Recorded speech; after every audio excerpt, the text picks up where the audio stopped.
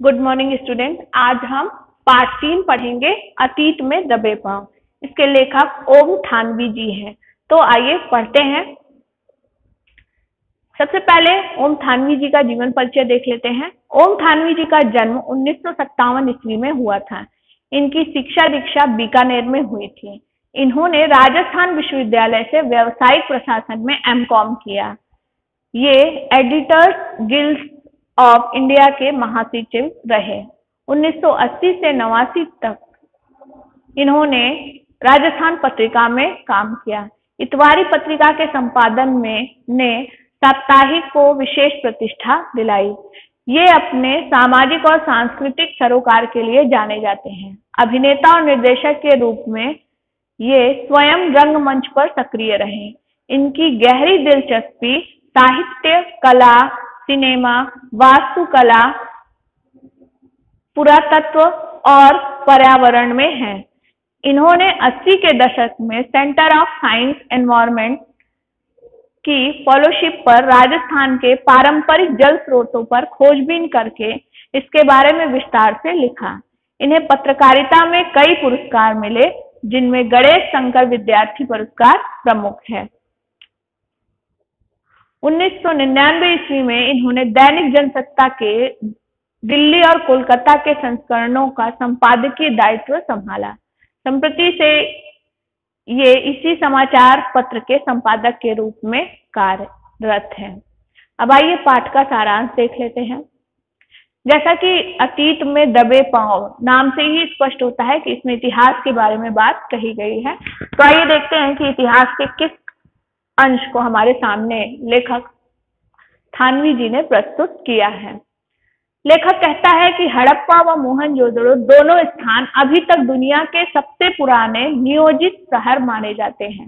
मोहनजोदड़ो ताम्रकाल के शहरों में सबसे बड़ा था। यहाँ खुदाई में बड़ी तादाद में इमारतें, सड़कें, धातु पत्थर की मूर्तियां, चौक पर बने चित्रित भांडे, मुहरे, जो सामान और खिलौने आदि मिले हैं। हड़प्पा के ज्यादातर साक्ष्य रेल लाइन बिछने के दौरान विकास की भेंट चढ़ गए। मोहनजोदड़ो को सभ्यता का केंद्र माना जाता है।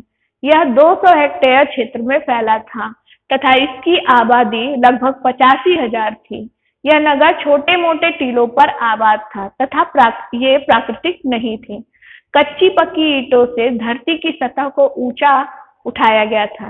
इस तरह की सड़कों व गलियों में अब भी घूमा जा सकता है। तो हम देख रहे हैं कि पाठ में जो है लेखक ने अतीत के दबे पांव के हिसाब से, यानी इस पाठ में हड़प्पा और मोहनजोदड़ो नामक स्थान के बारे में हमें बताया है, वहां से अवगत कराया है। आगे देखिए, यहाँ का सामान अजायब घरों की शोभा बढ़ा रहा है, परंतु शहर वही है।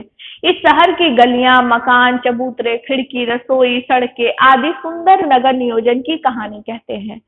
शहर के सबसे ऊंचे चबूतरे पर बड़ा बौद्ध स्तूप है, परंतु यह मोहनजोदड़ो सभ्यता के जीर्ण शीर्ण टीले पर बना है। 1922 ईस्वी में राखलदास बनर्जी ने इस स्तूप की खोज की तो उन्हें यहाँ ईसा पूर्व के निशान भी मिले।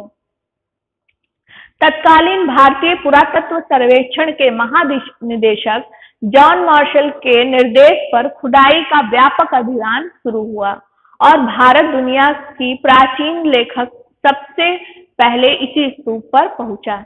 इसे नागर भारत का सबसे पुराना लैंडस्केप कहा गया है। सर्दी के मौसम में भी धूप घुमाए तो तस्वीरों के रंग उड़े हुए प्रतीत होते हैं। स्तूप वाले हिस्से को गढ़ कहा जाता है। दुनिया भर की प्रसिद्ध इमारतों के खंडहर चबूतरे के पश्चिम में हैं। इनमें प्रशासनिक इमारतें, सभा भवन, ज्ञानशाला और कोठार हैं। केवल अनुष्ठानिक महाकुंड अपने मूल स्वरूप में बचा है। शेष इमारतें उजड़ी हुई हैं। मोहनजोदड़ो का नगर नियोजन बेमिसाल है। अधिकांश सड़कें सीधी हैं तथा या आड़ी। इसे वस्तु का ग्रिड प्लान कहते हैं। आजकल की सेक्टर माका कॉलोनियों में हमें आड़ा सीधा नियोजन मिलता है, परंतु वह रहन सहन को नीरस बनाता है। ब्रासीलिया, चंडीगढ़ या इस्लामाबाद ग्रेट सीलिया के शहर हैं, परंतु इनमें स्वयं विकसने की क्षमता नहीं है। चबूतरे के गढ़ और ठीक सामने उच्च वर्ग की बस्ती है। उसके पीछे 5 किलोमीटर दूर सिंधु बहती है। दक्षिण में टूटे घर कामगारों के हैं। लेखक प्रश्न करता है कि निम्न वर्ग का अस्तित्व था या नहीं। शायद उनके घर कमजोर हो रहे, जो समय के अनुसार नष्ट हो गए होंगे। टीले के पास महाकुंड है। इसका नाम देव मार्ग रखा गया है। यह सामूहिक स्नान के काम आता है। यह 40 फुट 25 फुट चौड़ा व 7 फुट गहरा है। इसके उत्तर व दक्षिण से सीढ़ियां उतरती हैं। इसके 3 तरफ साधुओं के कक्ष हैं। उत्तर में 2, 5 में 8 स्नानागार हैं। इनमें किसी का दरवाजा एक दूसरे के सामने नहीं खुलता। इस कुंड का निर्माण पक्की ईंट से हुआ है।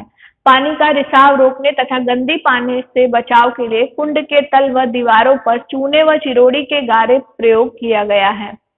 पानी के लिए एक तरफ कुआं है। कुंड से पानी को बाहर निकालने के लिए नालियां हैं। ये पक्की ईंटों से बनी है तथा ईंटों से ढकी भी है। जल निकासी का ऐसा सुव्यवस्थित बंदोबस्त इससे पहले के इतिहास में नहीं मिलता।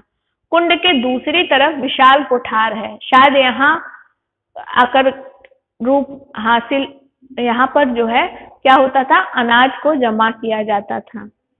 यहाँ 9 चक्कियों की 3 कतारें हैं तथा उत्तर की एक गली में बैलगाड़ियों के प्रयोग के साक्ष्य मिलते हैं, जो माल की ढुलाई करते रहे होंगे। सिंधु घाटी काल में व्यापार के साथ उन्नत खेती भी होती है। अब इससे खेतीहर व पशुपालक सभ्यता माना जाता है। पत्थर व तांबे की बहुतायत, परंतु लोहा नहीं था। यहाँ पर पत्थर सिंध से तथा तांबा राजस्थान से मिलता था। इनके उपकरण खेतीबाड़ी में प्रयोग किए जाते थे। कपास, गेहूं, जौ, सरसों व चने की उपज के सबूत भी मिले हैं। यहाँ कपास, बेर, खजूर, खरबूजे, अंगूर, ज्वार, बाजरा और रागी की खेती भी होती थी। यहाँ से मिला सूती कपड़ा दुनिया के सबसे पुराने नमूनों में से एक है। दूसरा सूती कपड़ा 3000 पूर्व ईसा पूर्व का है, जो जॉर्डन में मिला। मोहनजोदड़ो में रंगाई भी होती थी। ऊन व लिनन का आयात सुमेर से होता था। महाकुंड के उत्तर पूर्व में लंबी इमारत के अवशेष मिलते हैं। इसके बीच में खुला बड़ा दलान है तथा 3 तरफ बरामदे हैं।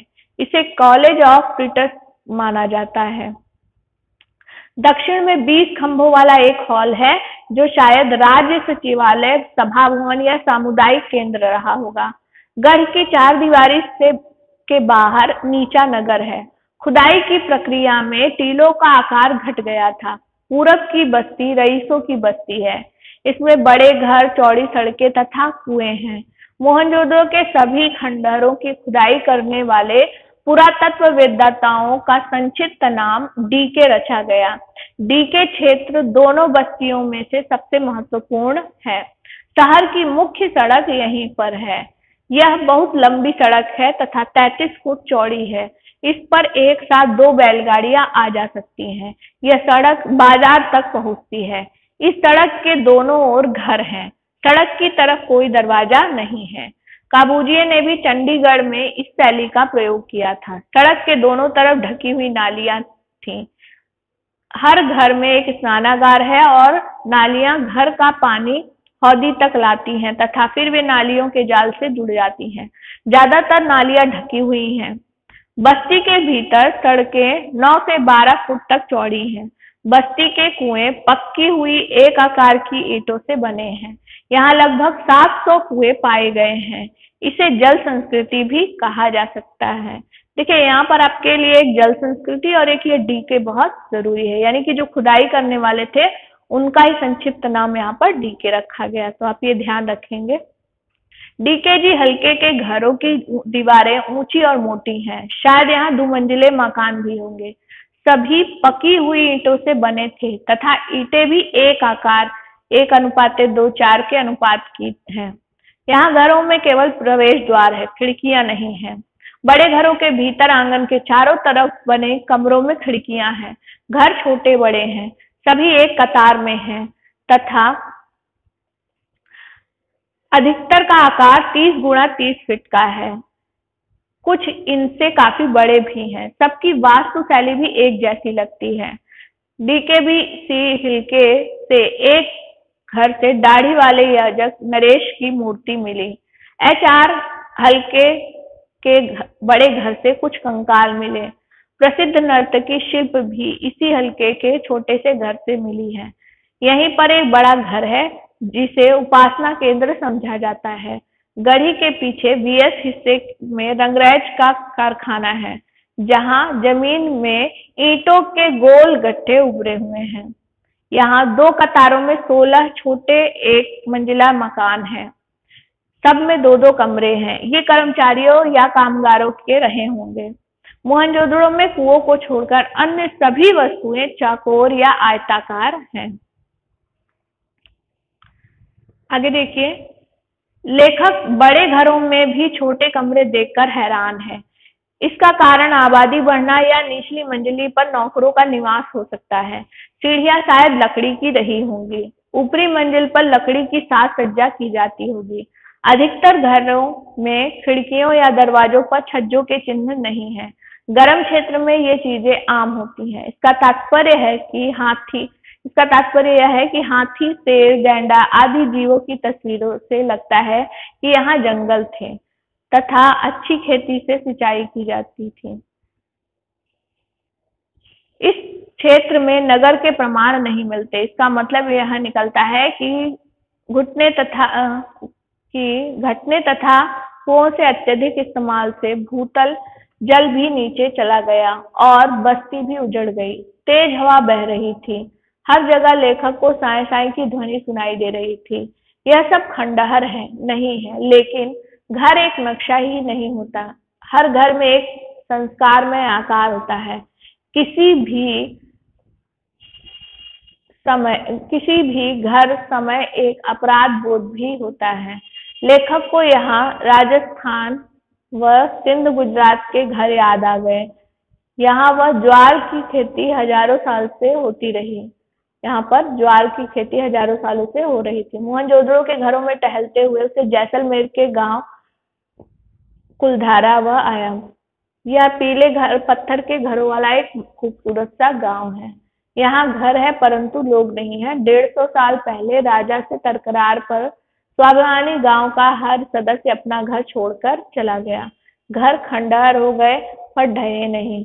लोग निकल गए, वक्त वहीं रह गया। जॉन मार्शल ने मोहनजोदड़ो पर 3 खंडों में एक विशाल ग्रंथ छपवाया।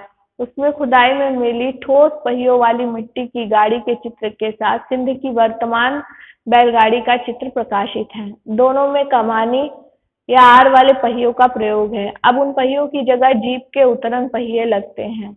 हवाई जहाज के उतरन पहिए बाजार में आने के बाद ऊंट की गाड़ी का भी आविष्कार हो गया। तो आपने देखा कि किस तरह से सिंधु घाटी के लोग जो थे वो कला प्रिय हुआ करते थे। उनकी यह कला प्रियता वास्तुकला, धातु व पत्थर की मूर्तियां, मृदभांड, उन पर चित्रित मनुष्य, वनस्पति, पशु पक्षियों की छवियां, सुनिर्मित मोहरे उन पर उकेरी गई हैं। आकृतियां, खिलौने सुगढ़ अक्षरों से सिद्ध होती हैं। सिंधु घाटी सभ्यता की खूबी उसका सौंदर्य बोध है, जो राज पोषित या धर्म पोषित न होकर समाज पोषित था। अजायब घर में तांबे व कांच की सुइयां मिली हैं। काशीनाथ दीक्षित की सोने की 3 सुइयां मिली हैं। शायद ये कसीदेकारी में काम आती रही होंगी। नरेश के बदन पर आकर्षक गुलकारी वाला दुशाला भी है। आज छापे वाला कपड़ा अजरक सिंध की खास पहचान है। यहाँ हाथीदांत व तांबे के सुए भी मिले हैं, जो शायद दरिया बनाने के काम आते थे। अब मोहनजोदड़ो में खुदाई बंद कर दी गई, क्योंकि सिंधु के पानी के रिसाव से क्षार और दलदल की समस्या पैदा हो गई है। अब इन खंडरों को बचाकर रखना भी बड़ी चुनौती है।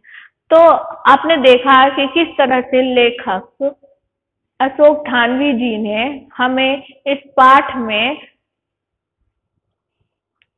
लेखक ओम थानवी जी ने हमें अतीत में दबे पांव में मोहनजोदड़ो और हड़प्पा की संस्कृति से अवगत कराया और वहां पर मिले अवशेषों के बारे में हमें जानकारी दी। तो आशा करती हूँ आपको यह पाठ अच्छे से समझ में आया होगा। आप इससे घर पे पढ़ेंगे और दोहराएंगे। धन्यवाद।